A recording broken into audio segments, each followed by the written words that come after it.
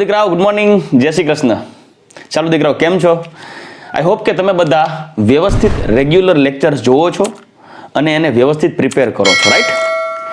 ચાલો દીકરાઓ, લાસ્ટ લેક્ચરની અંદર આપણે શું ડિસ્કસ કરી ગયા હતા? તો કે એની અંદર આપણે ફિનોલના રાસાયણિક ગુણધર્મોની શરૂઆત કરી હતી, જેમાં OH બંધ તૂટવાને કારણે ફિનોલમાં જોવા મળતા રાસાયણિક ગુણધર્મો જોઈ ગયા, રાઈટ?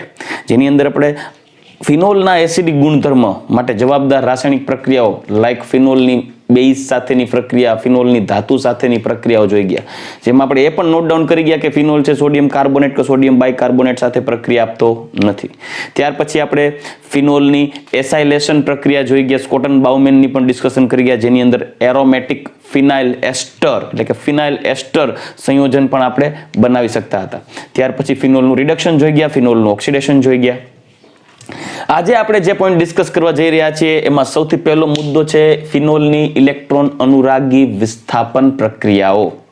અને ત્યાર પછી એ ફિનોલની ઇલેક્ટ્રોન અનુરાગી વિસ્થાપન પ્રક્રિયા પૂર્ણ થશે એટલે મુખ્ય 3 રાસાયણિક પ્રક્રિયાઓ આપની સમક્ષ રજૂ કરીશ, જે પૈકી એક છે ફ્રાઇસ રીઅરેન્જમેન્ટ, એક હશે કોલ્બેસ સ્મિટ પ્રક્રિયા અને એક છે રિમર-ટીમાન, જે કોમ્પિટિટિવ એક્ઝામ્સ માટે 101% પૂછાવાની પ્રોબેબિલિટી સૌથી વધુ છે. ચાલો, તો હવે આપણે ઇમ્પોર્ટન્ટ પોઈન્ટને ડિસ્કસ કરીએ, ફિનોલની ઇલેક્ટ્રોન અનુરાગી વિસ્થાપન પ્રક્રિયાઓ. સૌથી પહેલા દીકરાઓ ખાસ ધ્યાન દેજો, ફિનોલ છે એ ઇલેક્ટ્રોન અનુરાગી વિસ્થાપન પ્રક્રિયાઓ માટે સક્રિય છે. શા માટે ભાઈ? એનું રીઝન જોઈએ. અને એનું રીઝન પહેલા તો ફિનોલના સંસ્પંદન બંધારણને કારણે જ જોવા મળશે. તો સૌથી પહેલા આપણે દોરવું પડશે ફિનોલનું સંસ્પંદન બંધારણ. ખૂબ આપણે આગળના લેક્ચર્સમાં ઘણી વખત સંસ્પંદન બંધારણોને ડિસ્કસ કરી ગયા છીએ, એસિડિક પોઈન્ટમાં પણ ડિસ્કસ કરી ગયા હતા. છતાં પણ ફટાફટ એકવાર તમને સંસ્પંદન બંધારણ દોરીને સમજાવું કે ભાઈ ફિનોલ છે એનો OH સમૂહ ઇલેક્ટ્રોન દાતા અસર બતાવે છે, ધન સંસ્પંદન અસર બતાવે છે, જે બેન્ઝીનના sp2 સંકૃત કાર્બન તરફ ઇલેક્ટ્રોન યુગ્મનું દાન કરશે. એટલે અહીંયા પાઈ બંધની રચના થશે, દ્વિબંધની રચના થશે. ત્યારે આ પાઈ બોન્ડ છે એ ઓર્થો સ્થાને વિસ્થાનીકૃત થશે અને ઓર્થો સ્થાન ઉપર ઇલેક્ટ્રોનની ઘનતામાં વધારો કરશે. પરિણામે આપણને બીજું સંસ્પંદન બંધારણ કંઈક આવું મળશે, double bond OH plus charge. અહીંયા ઓલરેડી ડબલ બોન્ડ હતો, અહીંયા પણ હતો. જ્યારે અહીંયા એક ઋણ વીજભાર ઉત્પન્ન થશે એટલે અહીંયા ઓર્થોસ્થાની ઇલેક્ટ્રોન ઘનતા વધી જશે. પરિણામે આ ઇલેક્ટ્રોન બાજુના કાર્બન તરફ શિફ્ટ થાય અને નવો પાઈ બોન્ડ રચાય અને આ પાઈ ઇલેક્ટ્રોન છે એ પાઈ બંધના ઇલેક્ટ્રોન પેરાસ્થાન ઉપર પાઈ ઇલેક્ટ્રોનની ડેન્સિટી વધારી દેશે. એટલે પેરાસ્થાને ઋણ વીજભાર ઉત્પન્ન થશે. આ structure number 2. Next third structure તરફ આગળ વધીએ તો ફિનોલમાં અહીંયા નવો બંધ બનશે. અહીંયા બંધ હતો જ, અહીંયા double bond OH plus charge આવશે કેમ કે ઇલેક્ટ્રોન યુગ્મનું દાન કરી દીધું છે. જ્યારે નેગેટિવ ચાર્જ ડેવલપ થશે પેરાસ્થાન ઉપર, રાઈટ? હવે શું થશે? એ પ્રોસિજર આગળ વધશે, રેઝોનન્સ આગળ વધશે. આ પેરાસ્થાનના પાઈ ઇલેક્ટ્રોનનું વીજવાદળ એની બાજુના કાર્બન ઉપર શિફ્ટ થઈ પાઈ બંધ નવો રચશે. જ્યારે આ પાઈ બોન્ડ તૂટી અને ઓર્થોસ્થાન ઉપર ઇલેક્ટ્રોનની ડેન્સિટી વધારી દેશે, જે સ્ટ્રક્ચર નંબર 3 છે, 3. હવે આગળ વધીએ તો સ્ટ્રક્ચર નંબર 4 એટલે ચોથું રેઝોનેટિંગ સ્ટ્રક્ચર જોઈએ તો એની અંદર અહીંયા પાઈ બોન્ડ બની ગયો, અહીંયા બની ગયો, અહીંયા double bond OH plus charge. જ્યારે આ ઓર્થોસ્થાને પાઈ ઇલેક્ટ્રોનની ઘનતા વધી જશે, નેગેટિવ ચાર્જ ડેવલપ થશે. હવે આ નેગેટિવ ચાર્જ છે બાજુના કાર્બન તરફ પાછો ડોનેટ થઈ પાઈ બોન્ડ રચશે અને આ પાઈ બોન્ડ શિફ્ટ થશે ઓક્સિજન ઉપર અને અંતિમ 5મું સંસ્પંદન બંધારણ જોવા મળશે, કંઈક આવું મળશે.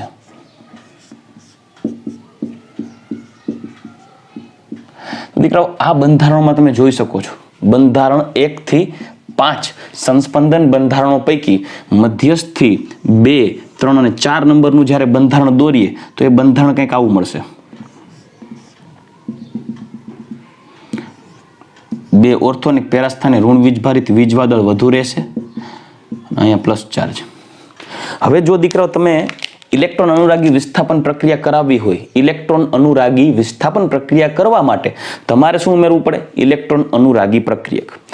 ઇલેક્ટ્રોન અનુરાગી એટલે કે ઇલેક્ટ્રોન બાજુ આકર્ષાનાર. તો ઇલેક્ટ્રોન ઉપર હોય ઋણ વીજભાર, તો ઇલેક્ટ્રોન અનુરાગી કોણ હોય?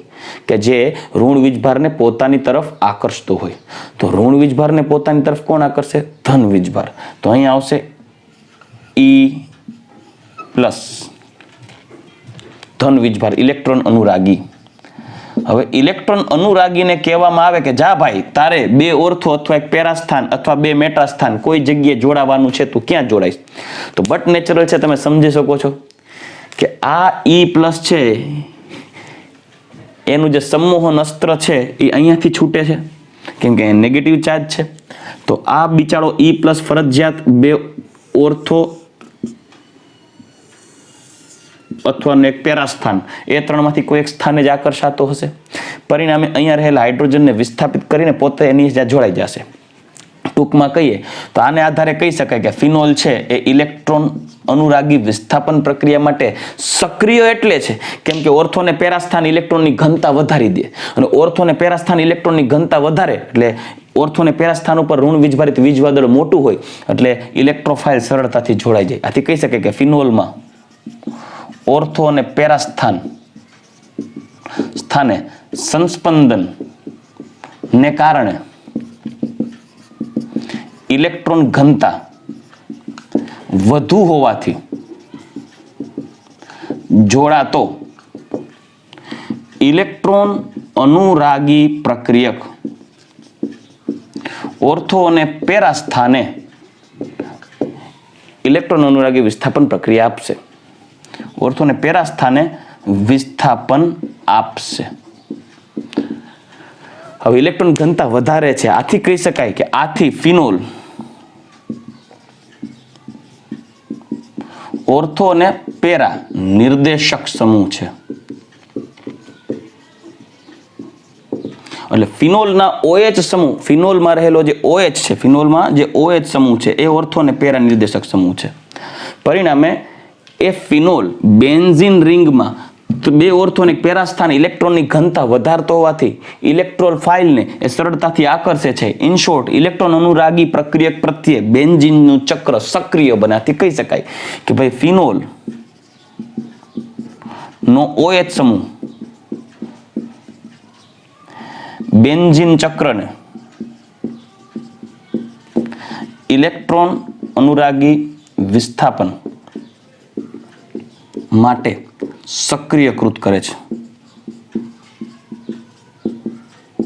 ચલો રેડી? ઓકે, તો આ પ્રક્રિયાને આધારે કહી શકાય કે જો ફિનોલનું એટલે કે સંસ્પંદન બંધારણોને આધારે તમે કહી શકો કે ભાઈ ફિનોલમાં રહેલો OH છે ઇલેક્ટ્રોન દાતા અસર દર્શાવે છે, ઇલેક્ટ્રોન દાતા સંસ્પંદન અસર બતાવે છે. પરિણામે તેમના બે ઓર્થો અને પેરાસ્થાન ઇલેક્ટ્રોનની ઘનતા વધુ જોવા મળશે.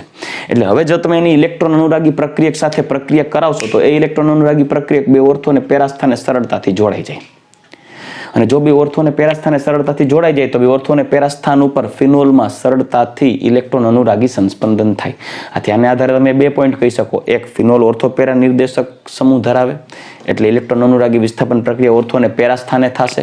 બીજો પોઈન્ટ તમે ડિસ્કસ કરશો કે ફિનોલનો OH સમૂહ છે એ બેન્ઝીન ચક્રને ઇલેક્ટ્રોન અનુરાગી વિસ્થાપન પ્રક્રિયા માટે સક્રિયકૃત કરે છે. કેમ? તો કે એ બેન્ઝીન ચક્રમાં ઇલેક્ટ્રોન ઘનતા વધારે છે ઓર્થો અને પેરાસ્થાને, એટલે ઇલેક્ટ્રોફાઇલ તો સરળતાથી ઓર્થો અને પેરાસ્થાને જોડાઈ શકશે. રાઈટ?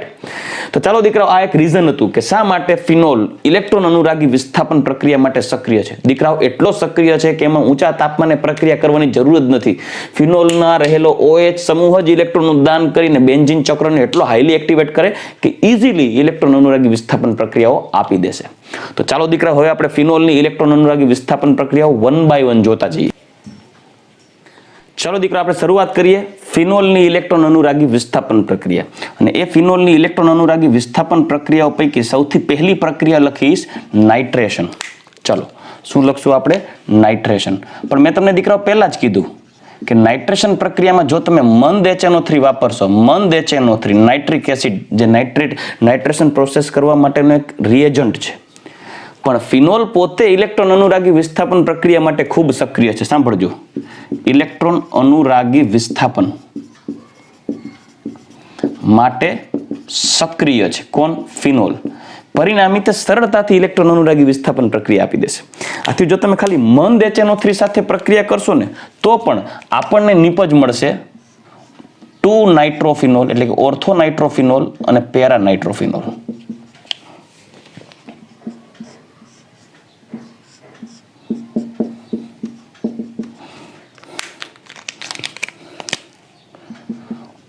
ઓર્થોનાઇટ્રોફિનોલ અને પેરાનાઇટ્રોફિનોલ. ઓર્થોનાઇટ્રોફિનોલ અને પેરાનાઇટ્રોફિનોલ. આ બંને જે મિશ્રણ મળે છે એ મિશ્રણને તમે સરળતાથી અલગીકૃત કરી શકશો. એટલે કોઈ ચિંતા નથી કે મિશ્રણ છે એ એકબીજામાં અશુદ્ધ સ્વરૂપે ભળેલું રહેશે. શા માટે સરળતાથી કઈ રીતે એકબીજાથી અલગીકૃત કરી શકીએ ને એનો પોઈન્ટ ડિસ્કસ કરીએ. આ બંને મિશ્રણને સાંભળજો, મિશ્રણને વરાળ નિસ્યંદન એટલે કે સ્ટીમ ડિસ્ટિલેશન દ્વારા અલગ કરી શકાય. તમને એમ થાય સર આ સ્ટીમ ડિસ્ટિલેશન દ્વારા કઈ રીતે? હકીકતમાં એવું છે કે જ્યારે કોઈ પણ બે પ્રવાહી મિશ્ર થઈ ગયા હોય, અને એ બંને પ્રવાહીને અલગીકૃત કરવા હોય તો એ બંને પ્રવાહીને ગરમ કરો, ઉકાળો. જેનું ઉત્કલન બિંદુ ઓછું હશે એ પહેલા વરાળમાં રૂપાંતરિત થઈને દૂર થઈ જશે અને ત્યાર પછી બીજું ઇવોપરેટ થશે સ્ટીમ ડિસ્ટિલેશનથી. પણ વસ્તુ કેવી છે, બે પ્રવાહી વચ્ચે ઉત્કલન બિંદુનો તફાવત કંઈક મોટો હોય ને તો જ એવું થાય. પણ સર આ તો ઓર્થોનાઇટ્રોફિનોલ ને પેરાનાઇટ્રોફિનોલ બે છે તો નાઇટ્રોફિનોલ જ, તો બે વચ્ચે સ્ટીમ ડિસ્ટિલેશનથી કઈ રીતે જુદું પડે? એનું કારણ છે આ બે વચ્ચે ઉત્કલન બિંદુનો તફાવત વધારે છે. તમને એમ થાય કેમ? બે નાઇટ્રોફિનોલ જ છે પણ બેમાં આંતરઆણ્વીય આકર્ષણ બળ જુદું જુદું છે. કેમ કે કોઈ પણ પદાર્થનું ઉત્કલન બિંદુ એ તેમાં રહેલા આંતરઆણ્વીય આકર્ષણ બળ ઉપર હોય. સૌથી પ્રબળ આંતરઆણ્વીય આકર્ષણ બળ કયું? આપ સૌ જાણો છો, હાઇડ્રોજન બંધ. ખરેખર કેવું છે, પેરાનાઇટ્રોફિનોલ હોય ને એની અંદર આંતરઆણ્વીય હાઇડ્રોજન બંધ છે, લાઈક OH, NO2,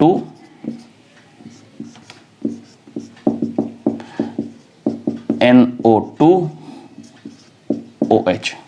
હવે એમની વચ્ચે જે હાઇડ્રોજન બંધ છે એ છે આંતરઆણ્વીય હાઇડ્રોજન બંધ.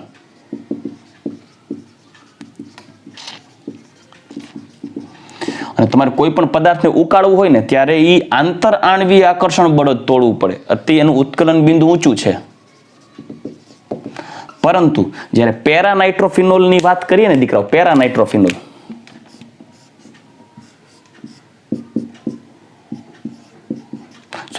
ઓર્થોનાઇટ્રોફિનોલની વાત કરીએ તો ઓર્થોનાઇટ્રોફિનોલમાં OH ના H અને NO2 ના O વચ્ચે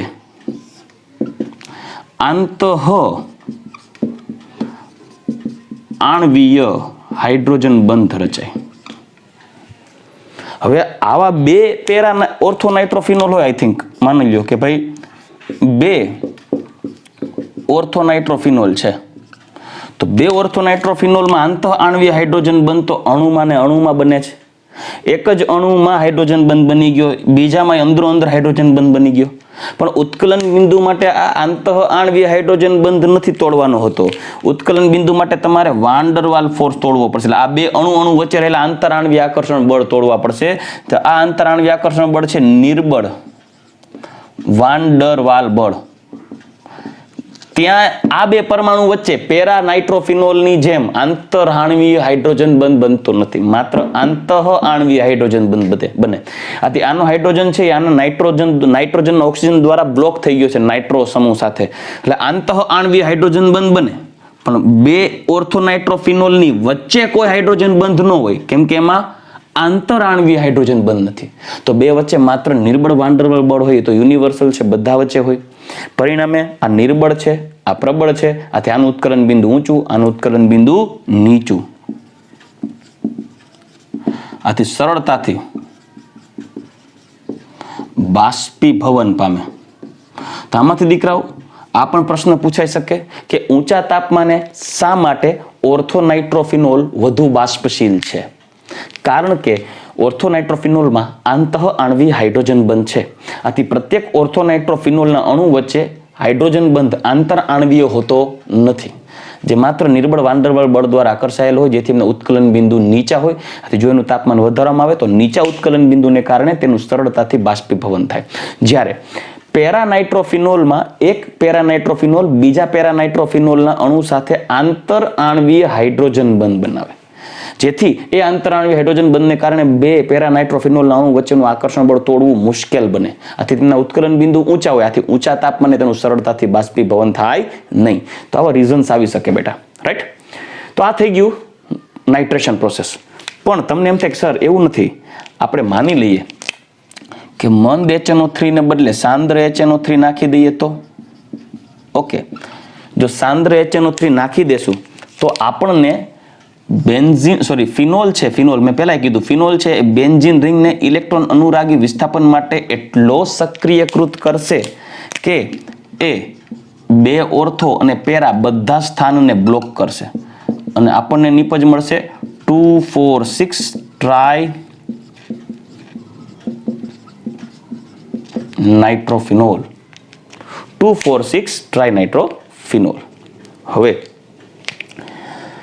આ 2,4,6 ટ્રાય નાઇટ્રોફિનોલની એક એક્સ્ટ્રા રિએક્શન લખું છું દીકરાઓ, ખાસ ધ્યાન રાખજો.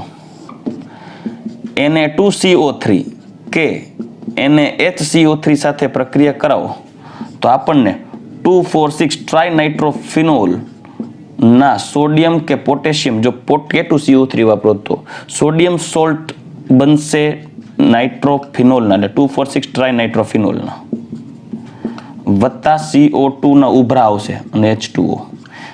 આવી પ્રક્રિયા ફિનોલ ન આપે. ફિનોલ આ પ્રક્રિયા નથી આપતો. 2,4,6 ટ્રાય નાઇટ્રોફિનોલ આ પ્રક્રિયા આપશે, જેનું પ્રચલિત નામ છે પિક્રિક એસિડ. આ ધ્યાનમાં રહેશે. ચાલો રેડી. બીજી વસ્તુ જો એનું સલ્ફોનેશન કરવામાં આવે, ચાલો સલ્ફોનેશન સાંદ્ર HNO3 સાથે, જોજો મંદ ને હું સાંદ્ર વાપરું, sorry not HNO3 but H2SO4 sulphuric acid.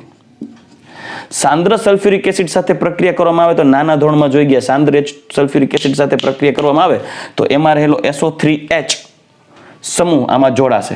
એટલે સલ્ફ્યુરિક એસિડમાં S double bond O double bond O OH OH,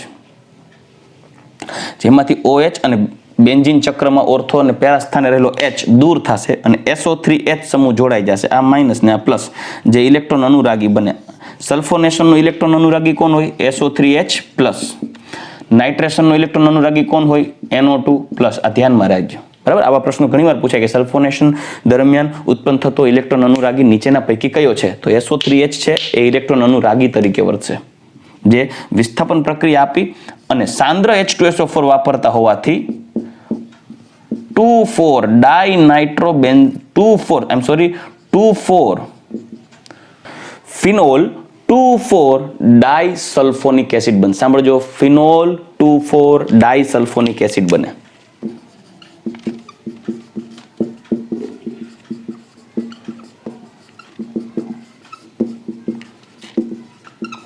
ચલો ક્લિયર. તો દીકરાઓ આ થઈ ગયું ફિનોલની ઇલેક્ટ્રોન અનુરાગી વિસ્થાપન પ્રક્રિયાઓ પૈકી એક નાઇટ્રેશન પ્રક્રિયા, બીજી સલ્ફોનેશન પ્રક્રિયા. ચાલો હજી આપણે એક પ્રક્રિયા તરફ આગળ વધીએ અને એ છે હેલોજિનેશનની પ્રક્રિયા. ચાલો દીકરાઓ, ફિનોલની અહીંયા હવે હેલોજિનેશન પ્રક્રિયાઓ કરીએ. એટલે હેલોજિનેશન પ્રક્રિયાઓ પૈકી સૌથી પહેલા આપણે લઈએ બ્રોમિનેશન પ્રક્રિયા. ચાલો બ્રોમિનેશન પ્રક્રિયા. ફિનોલની બ્રોમિનેશન કરશો ને તો એ બ્રોમિનેશન દ્વારા પણ બે જુદી જુદી નિપજો મળે, એટલે કે બે જુદી જુદી પ્રકારની પ્રક્રિયાઓ થાય. મતલબ કે તેમાં પ્રક્રિયા પરિસ્થિતિ ઇમ્પોર્ટન્ટ છે. ચાલો એ વન બાય વન જોઈએ. સૌથી પહેલા જો ફિનોલનું બ્રોમિનેશન બ્રોમિન જળ દ્વારા કરવામાં આવે, બ્રોમિન જળ,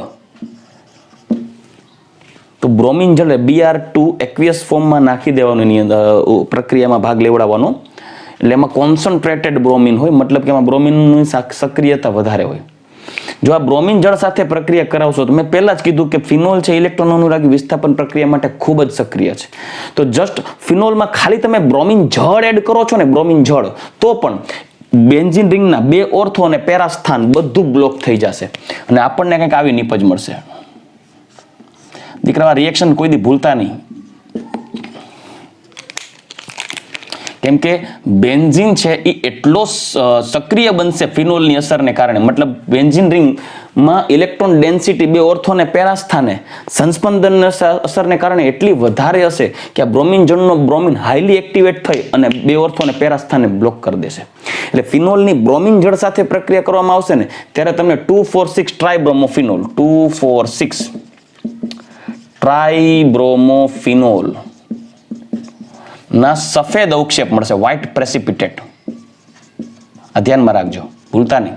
જાણે હવે એવું પૂછે એમસીક્યુમાં કે ફિનોલની બ્રોમિનેશન પ્રક્રિયા કરવામાં આવે ત્યારે મળતા સફેદ અવક્ષેપ નીચેના પૈકી કયા સંયોજનના છે? તેમાં ઓર્થોબ્રોમોફિનોલ, પેરાબ્રોમોફિનોલ, 2,4 ડાયબ્રોમોફિનોલ, 2,4,6 ટ્રાયબ્રોમોફિનોલ. તેમાં 2,4,6 ટ્રાયબ્રોમોફિનોલ ઓપ્શનમાં ટિક કરવાનું રહેશે. સફેદ અવક્ષેપ મગજમાંથી જવાનું જોઈએ.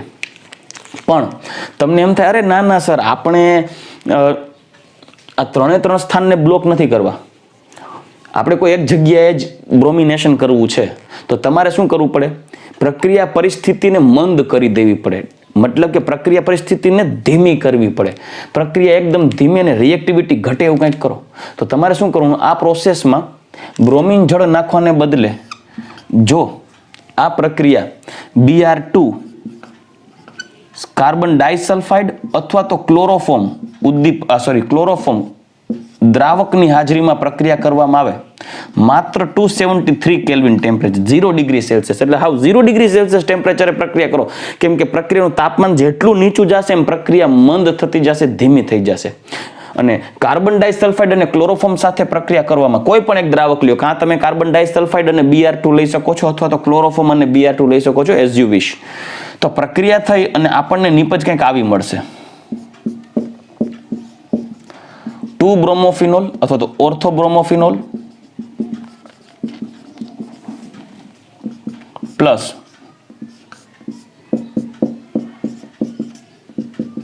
પેરાબ્રોમોફિનોલ.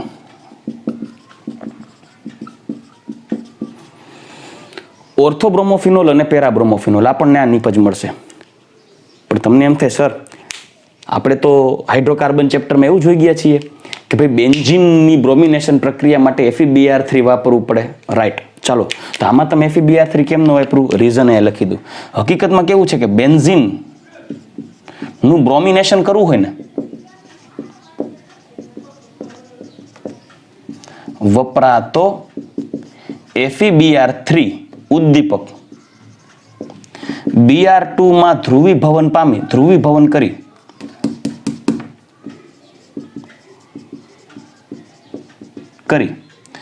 Br+ ઇલેક્ટ્રોન અનુરાગી પ્રક્રિયક બનાવે. બેન્ઝીનનું બ્રોમિનેશન કરવું હોય ને ત્યારે વપરાતો FeBr3 ઉદ્દીપક, નિર્જળ FeBr3 ઉદ્દીપક એ Br2 માં ધ્રુવીભવન કરે. ધ્રુવીભવન કરે એટલે વિષમ વિભાજનની ઘટનાને પ્રેરે અને Br+ ઇલેક્ટ્રોન અનુરાગી વિસ્થાપન પ્રક્રિયા માટેનો પ્રક્રિયક વપરાય, ઉત્પન્ન કરે. તો તમને એમ થાય, સર Br2 આમાં નાખો ને તમને શું વાંધો છે?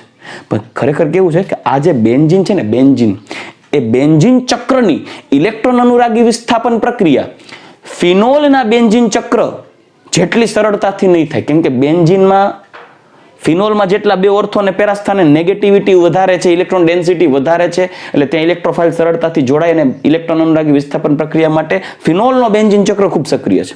પણ ખાલી બેન્ઝીન રિંગ હોય આપણી પાસે, ફિનોલ નહીં, ખાલી બેન્ઝીન રિંગ, તેમાં બધા જ કાર્બન ઉપર ઇલેક્ટ્રોન ડેન્સિટી ઇક્વલી ડિસ્ટ્રીબ્યુટેડ હોય અને એમાં ઇલેક્ટ્રોન અનુરાગી વિસ્થાપન પ્રક્રિયા માટેના ઇલેક્ટ્રોન અનુરાગી પ્રક્રિયક એટલો સરળતાથી બેન્ઝીન સાથે ન જોડાઈ શકે જેટલો સરળતાથી ફિનોલના બેન્ઝીન ચક્ર સાથે જોડાય.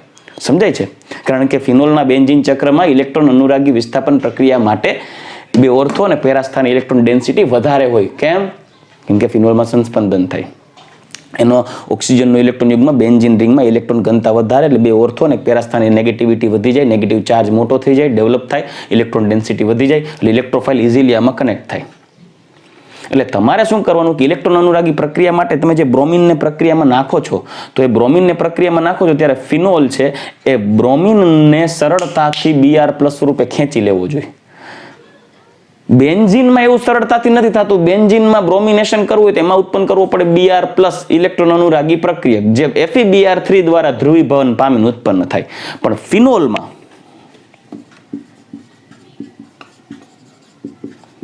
ફિનોલ માટે FeBr3 ની ગેરહાજરીમાં સરળતાથી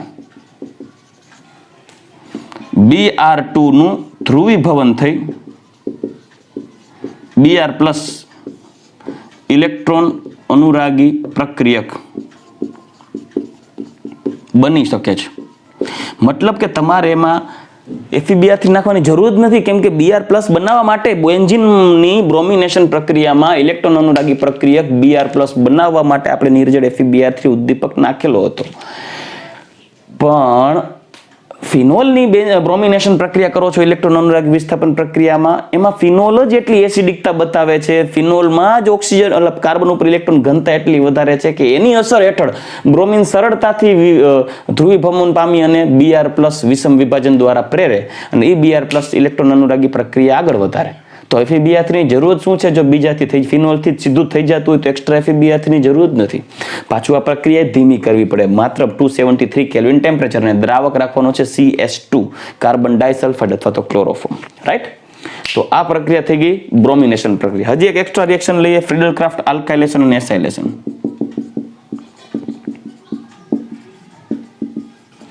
તો યાદ રાખજો, ફિનોલ સરળતાથી ફ્રીડલ-ક્રાફ્ટ આલ્કાઇલેશન આપતો નથી. તમને એમ થાય સર એવું કેમ નથી આપતો? તેનું કારણ એ લખી દઉં, રીઝન. કારણ કે એમાં ઉદ્દીપક કોણ હોય? નિર્જળ AlCl3 જે લુઈસ એસિડ છે, બરાબર? હવે એને ઉદ્દીપકનું કામ કરવાનું છે, એને પ્રક્રિયામાં જોડાવાનું નથી. તે ફિનોલ પરના ઓક્સિજન પરના અબંધકારક ઇલેક્ટ્રોન યુગ્મ સાથે જોડાઈ જાય છે,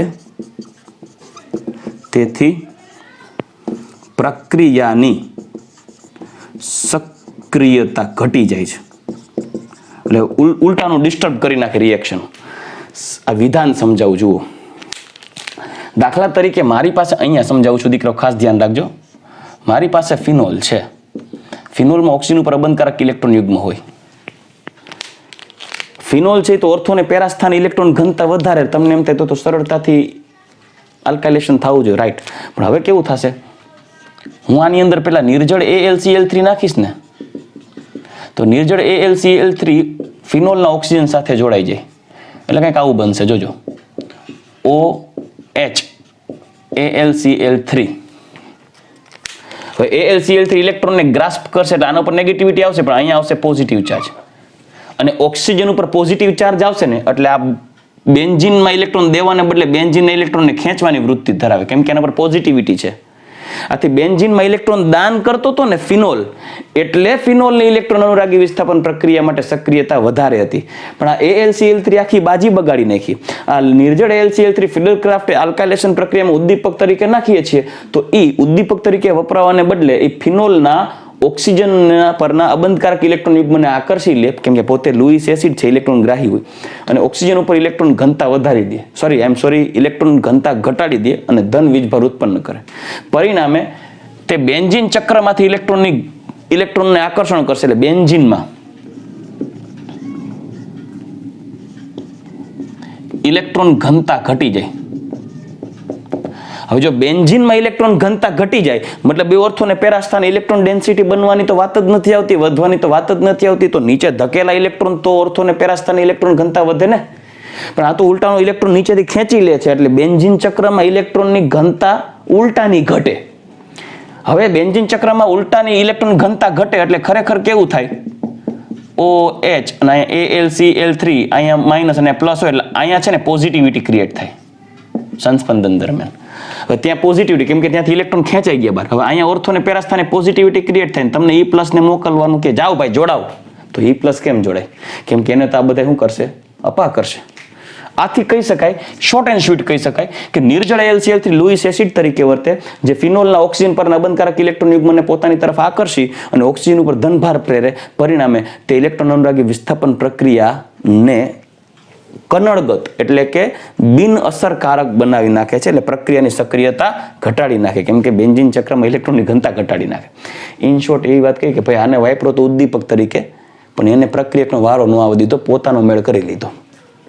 ચાલો, તો આ પ્રક્રિયા થઈ ગઈ ફિનોલની ઇલેક્ટ્રોન અનુરાગી વિસ્થાપન પ્રક્રિયાઓ પૂર્ણ. આ બ્રોમિનેશન જોઈ ગયા, એનની 2 પ્રક્રિયા. આગળ જોઈ ગયા આપણે નાઇટ્રેશન પ્રોસેસ. આ જોઈ ગયા આલ્કાઇલેશન, કે જેમાં ફિનોલનું આલ્કાઇલેશન સરળતાથી થાય નહીં. કયું? ફ્રીડલ ક્રાફ્ટ આલ્કાઇલેશન ના થાય. આ માઇન્ડમાં ક્લિયર રાખજો. ઓકે, હવે આપણે 3 પ્રક્રિયાઓ છે. ફ્રાઇસ રીઅરેન્જમેન્ટ, કોલ્બે સ્મિટ અને રીમર ટીમાન પ્રોસેસ. આ 3 પ્રક્રિયાઓ એકી સાથે કરશું તો તમારા ભેગી થઈ જશે. એટલે સૌથી પહેલા આજના લેક્ચરની અંદર આપણે કાર્લ થાયોફિલ ફ્રાઇસ નામના વૈજ્ઞાનિકે જે એરોમેટિક કીટોન બનાવવા માટેની જે પુનઃરચનાની પ્રોસેસ છે એ જોઈએ. એકચ્યુઅલી આ ફ્રાઇસ રીઅરેન્જમેન્ટ આપણી એનસીઈઆરટી ટેક્સ્ટ બુકમાં નથી, પણ કોમ્પિટિટિવ એક્ઝામ્સમાં પૂછાય છે. આથી આપણે ફ્રાઇસ રીઅરેન્જમેન્ટ ઉપર એક નજર નાખી લઈએ. ચાલો દીકરાઓ, હવે આપણે જે 3 પ્રોસેસનું ડિસ્કશન કરતો કે ફિનોલના રાસાયણિક ગુણધર્મો માટે 3 પ્રક્રિયાઓ મોસ્ટ ઇમ્પોર્ટન્ટ છે. ફ્રાઇસ રીઅરેન્જમેન્ટ, કોલ્બે સ્મિટ અને રીમર ટીમાન. જેમાં અત્યારે આપણે જોઈએ છીએ ફ્રાઇસ રીઅરેન્જમેન્ટ, જે કાર્લ થાયોફિલ ફ્રાઇસ નામના વ્યક્તિએ ડેવલપ કરેલી છે. દીકરાઓ, આ પ્રક્રિયામાં ફિનોલમાંથી એરોમેટિક કીટોન બનાવવા માટેની બેસ્ટ પ્રોસિજર છે, જે 2 સ્ટેપમાં ડિવાઈડ કરેલી છે એકચ્યુઅલી. જેમાં ફિનોલનું પહેલા કરવામાં આવે છે એસાઇલેશન. એ તમે એસિટિક એનહાઇડ્રેટ કાં તો એસિડ ક્લોરાઇડની હાજરીમાં, એટલે કે એની સાથે તમે એસાઇલેશન કરો એટલે ફિનાઇલ એસ્ટર બનશે. જે આપણે ઓલરેડી ફિનાઇલની એસ્ટર પ્રોસેસ બનાવવાની રીત જોઈ ગયા, એસાઇલેશન ફિનાઇલ એસ્ટર બનશે. આ સ્ટેપ 1 આપણે આગળ જોઈ ગયા. હવે સ્ટેપ 2 માં કાંઈ નથી કરવાનું, રીઅરેન્જમેન્ટ કરવાનું છે નિર્જળ AlCl3 ની હાજરીમાં. ચાલો તો એના માટે આપણે 1 by 1 સ્ટેપ જોઈએ. સૌથી પહેલા તમારે શું કરવાનું છે, ખાસ ધ્યાન દેજો દીકરાઓ. ડાયરેક્ટ રિએક્શન લખું છું. ફિનોલ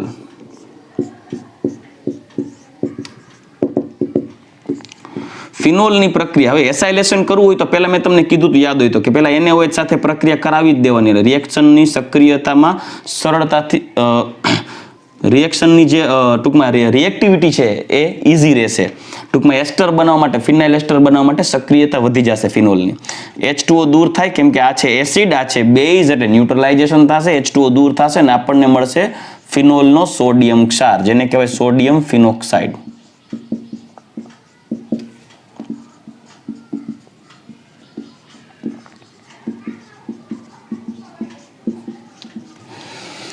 હવે આ સોડિયમ ફિનોક્સાઇડનું આ સ્ટેપ 1 અત્યારે કન્ટિન્યુ છે, કેમ કે મેં સ્ટેપને 2 નાના કટકામાં ડિવાઈડ કર્યો. રિયાલિટી એવી છે કે તમારે આ એક જ સ્ટેપમાં અહીંયા NaOH લખી નાખવાનો છે અને એસાઇલેશન માટેનો પ્રક્રિયક પણ લખી નાખવાનો છે. ચાલો, એમાં તમે ધારી લો વાપરો છો CH3COCl, ઇથેનોઇલ ક્લોરાઇડ.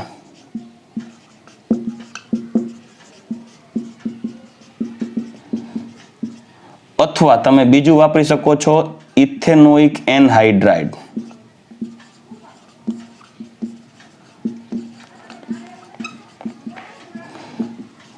આ એસાઇલેશન સ્ટેપ છે, એસાઇલેશન.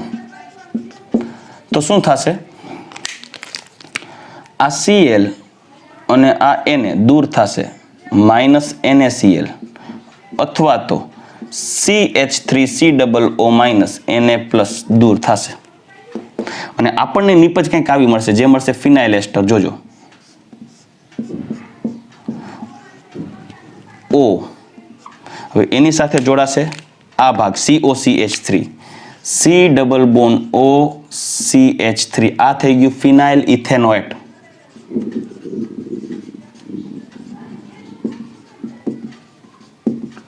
હવે આ ફિનાઇલ ઇથેનોએટમાં અહીંયાથી સ્ટેપ 2 ની શરૂઆત કરીએ છીએ. અહીંયા સ્ટેપ 1 પૂરું,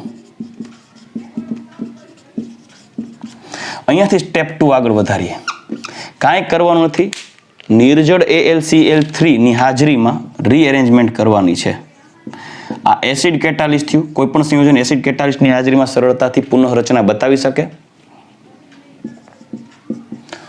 ફ્રાઇસ, કાર્લ થાયોફિલ ફ્રાઇસ નામના વ્યક્તિએ પ્રક્રિયા આપી છે એટલે આને ફ્રાઇસ રીઅરેન્જમેન્ટ કહેવાય, ફ્રાઇસ પુનઃરચના.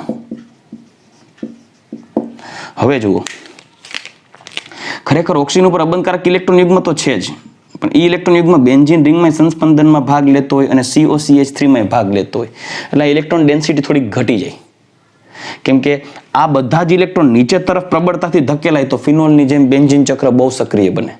પણ આ ઓક્સિજન બેન્ઝીનમાં પણ નીચે ધકેલાતો હોય અને કાર્બોનિલમાં પણ સંસ્પંદન બતાવતું હોય આ રીતે. એટલે ઓક્સિજન ઉપર ઇલેક્ટ્રોનની ઘનતા થોડીક ઓછી થઈ જાય કેમ કે બે બાજુ સંસ્પંદનમાં વહેંચાઈ જાય છે. પણ એ બેન્ઝીન ચક્રમાં ઇલેક્ટ્રોન ઘનતા ધકેલે એટલે ઓર્થો અને પેરા સ્થાન આના સક્રિય હોય. ત્યારે પુનઃરચના દ્વારા તેમના ઓર્થો અને પેરા સ્થાનેથી રહેલો હાઇડ્રોજન અને COCH3 રીએરેન્જ થશે. એની મિકેનિઝમ સમજવાની દીકરા કોઈ જરૂર નથી. મિકેનિઝમ પણ સમજાવી શકું છું, but total wasting of time. બરાબર, કાંઈ એવું કરવાની જરૂર નથી કે જે તમારો મગજ બગાડે અને પાછું આઉટપુટ ના આપે, કોઈ યુઝફુલ ના હોય. તમે એટલું જ કરો કે જે યુઝફુલ હોય. પણ બેટર છે કે આપણે એવું ટ્રાય કરીએ કે સરળતાથી થાય. તો શું થશે? આનું રીએરેન્જમેન્ટ થશે, પુનઃરચના. પુનઃરચના એટલે દીકરા શું છે? કોઈ નવું ઉમેરાવાનું કે નથી કોઈ દૂર થવાનું, માત્ર તેમાં રહેલા ઘટક કણોના સ્થાન પોઝિશન્સ એક્સચેન્જ થશે. તો શું થશે? આ જે COCH3 છે એ COCH3 અને હાઇડ્રોજન વચ્ચે ફેરબદલી થઈ જશે અને એ એક્સચેન્જ થવાને કારણે કંઈક આવી રચના થશે. જુઓ, અહીંયા O હતો, એની સાથે આ ઓર્થો સ્થાનેથી H અહીંયા આવી જશે અને ઓર્થો સ્થાને જોડાશે COCH3. થઈ ગયું? એરોમેટિક કીટોન જ થયું ને, બેન્ઝીન રિંગ ધરાવતો કીટોન. હજી એક એવું જરૂરી નથી કે ઓર્થો સ્થાને જોડાય, પેરા સ્થાને પણ જોડાઈ શકે. કેમ કે બેન્ઝીન ચક્રમાં રહેલો આ O છે એ તો ઓર્થો પેરા નિર્દેશક છે, એટલે પેરા સ્થાને પણ સબસ્ટિટ્યુશન થવું જોઈએ.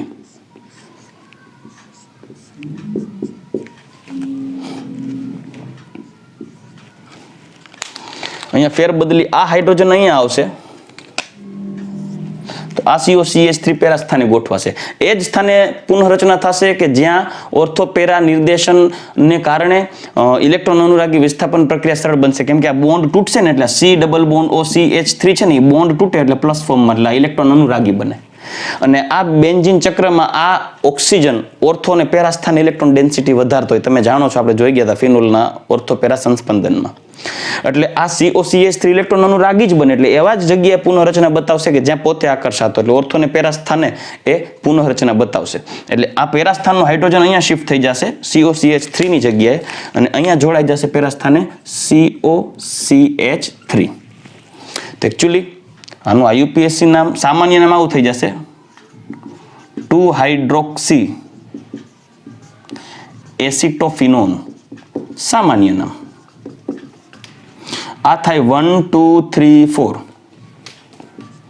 4-હાઇડ્રોક્સી એસિટોફિનોન. રેડી? પણ જો IUPAC નામની વાત કરીએ તો IUPAC નામ લખીએ તો આને નંબર મુખ્ય ક્રિયાશીલ સમૂહ ધરાવતી કાર્બનની લાંબી શૃંખલા પસંદ કરાય. રેડી? તો આ થઈ ગયું કીટોન, લાંબી શૃંખલા ઇથેનોન. તો આ ગૌણ થયું, તો આને આપણે 1 અને 2 નંબર આપીએ તો થશે 2-હાઇડ્રોક્સી ફિનાઇલ. 2-હાઇડ્રોક્સી ફિનાઇલ બ્રેકેટ રૂલ પ્રમાણે, બ્રેકેટ ઓવર, અને ઇથેનોન લ્યો. અને આનું IUPAC નામ દેવું હોય તો આના IUPAC નામ માટે આને નંબર 1 આપો, આને નંબર 2, અને 1 2 3 4 તો આનું નામ થશે 4 બ્રેકેટમાં કાઉન્સમાં 4-હાઇડ્રોક્સી ફિનાઇલ બ્રેકેટ ઓવર ઇથેનોન. ચાલો, તો આ થઈ ગયા એરોમેટિક કીટોન્સ. રેડી? તો ચાલો દીકરાઓ, આ ફ્રાઇસ રીઅરેન્જમેન્ટમાં અહીંયા સુધી આપણે ઓલરેડી જોઈ ગયા છીએ. એક સ્ટેપ ખાલી વધારે છે ફ્રાઇસ રીઅરેન્જમેન્ટમાં. નિર્જળ AlCl3 ની હાજરીમાં જે ફિનાઇલ એસ્ટરનો જે કાર્બોનિલ પાર્ટ છે એ ઓર્થો અને પેરા સ્થાને રીઅરેન્જ થશે, હાઇડ્રોજન શિફ્ટ થશે ઓક્સિજન સાથે, એટલે એક OH સમૂહ ધરાવતો એક એરોમેટિક કીટોન, ટૂંકમાં આ એરોમેટિક કીટોનની રચના થશે. એટલે કે ઓર્થો હાઇડ્રોક્સી એસિટોફિનોન ને પેરા હાઇડ્રોક્સી એસિટોફિનોન. પછી આ COCH3 છે એને બદલે જો તમે અહીંયા CH3CH2COCl લ્યો એટલે ઇથેનોઇલ ક્લોરાઇડ ને બદલે પ્રોપેનોઇલ ક્લોરાઇડ, તો અહીંયા આવશે ઇથેનોન ને બદલે પ્રોપેનોન, અને અહીંયા બોલાય એસિટોફિનોન ને બદલે પ્રોપિયોફિનોન. સિમ્પલ, પ્રોપિયોફિનોન. 4 કાર્બન તો બ્યુટેરોફિનોલ. બરાબર. ટૂંકમાં અહીંયા તમે CH3 ને બદલે કોઈ પણ આલ્કાઇલ સમૂહ R લઈ શકો એઝ યુ વિશ. તો આ પ્રોસેસ પૂરી થઈ ગઈ. ફ્રાઇસ રીએરેન્જમેન્ટ મોસ્ટ ઇમ્પોર્ટન્ટ રિએક્શન છે ફ્રાઇસ રીએરેન્જમેન્ટ.